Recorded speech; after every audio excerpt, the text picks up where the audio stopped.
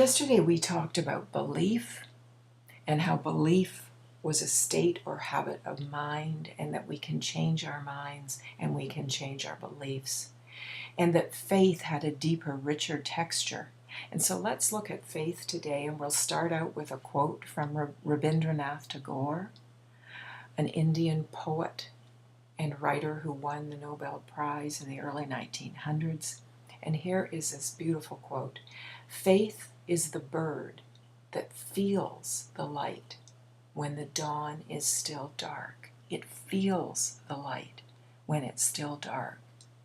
And I'm sure we all can relate to having heard birds chirping before dawn. They feel, they know the light is coming even when it's dark. And that's what faith can do for us. And in the upper left is a belief, a wonderfully facilitating belief that, if cultivated, becomes faith. Spirit, infinite intelligence, God, mystery, whatever word works for you, wants to live as much as possible in you, through you. She wants you to have all that you desire. And with faith, we are cultivating, we are fortifying our inner container.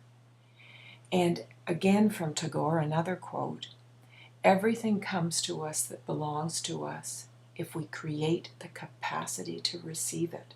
Well, that's what we're doing with our inner container. And so we've been working on our inner container, strengthening it, feeling it in our physical body, adding emotion to it, placing our desideratum in it, creating our plans, going step by step. All this strengthens our inner container, and then nothing fortifies it more than faith. Now let's look at our owl, our Athenian owl symbol, and see what the owl can tell us about faith. Because the owl operates in the dark. It thrives in the dark. And so let's look at some characteristics of the owl. It has disproportionately large eyes. It swivels its head in a way that it can see behind it without having to move its body. It has 14 neck vertebrae instead of our 7. It has special feathers for silent flight. It has very acute hearing. It flies slowly. It doesn't flit about. And its plumage is designed for camouflage.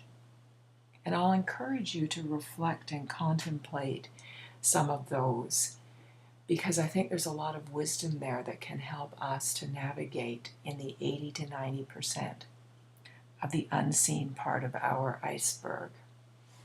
One of the things that is that the owl has extraordinary sensory acuity, and we've been working on building that in the guided reflections.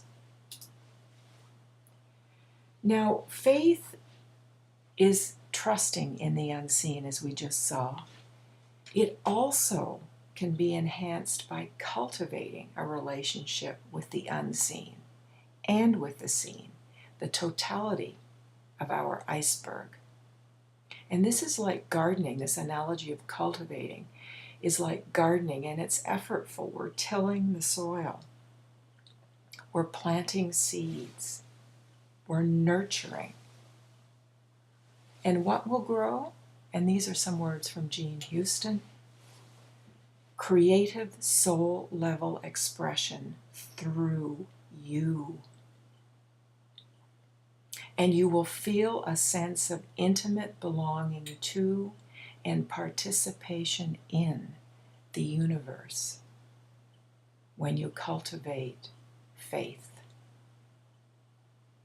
So we encourage you to cultivate faith, to have an interest in cultivating faith, and to know and trust that that is going to fortify your inner container.